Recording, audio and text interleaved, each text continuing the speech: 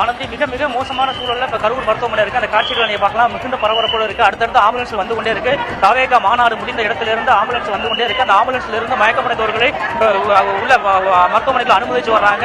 கிட்டத்தட்ட ஒரு 20 பேர் வரை மருத்துவமனையில் அனுமதிக்கப்பட்டிருக்காங்க. ஒரே ஒரு அலுவலா அந்த மருத்துவமனை காட்சி அளிக்கிறது.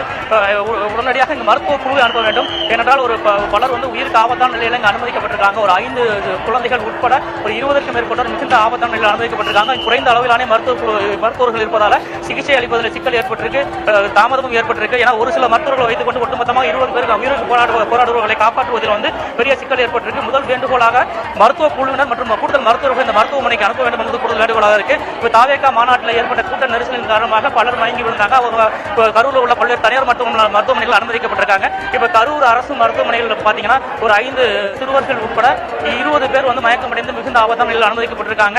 அதுல வந்து ஒரு சில குழந்தைகள் இறந்ததாக மருத்துவர் தரப்புல தெரிவிச்சிருக்காங்க. பெரும் அதிர்ச்சியை ஏற்படுத்தி இருக்கு. ஒட்டுமொத்தமாக கூட்ட நெரிசலின் காரணமாக மயக்கம் ஏற்பட்டு அந்த மயக்கத்தின் காரணமாக அந்த குழந்தைகளுக்கு ஒரு பெண்மணி இறந்ததாகவும் மருத்துவர்கள் தெரிவிச்சிருக்காங்க.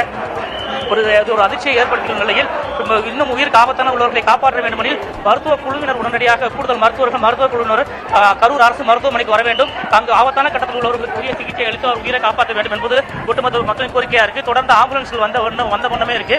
இப்போ இந்த உயிரை வந்திருக்கிற குழந்தைகள் மற்றும் மயக்கமடைந்த உயிரை காப்பாற்றும் முயற்சிகளில் மருத்துவர்கள் தீவிரமாக ஈடுபட்டு வர்றாங்க. ஆனந்தி.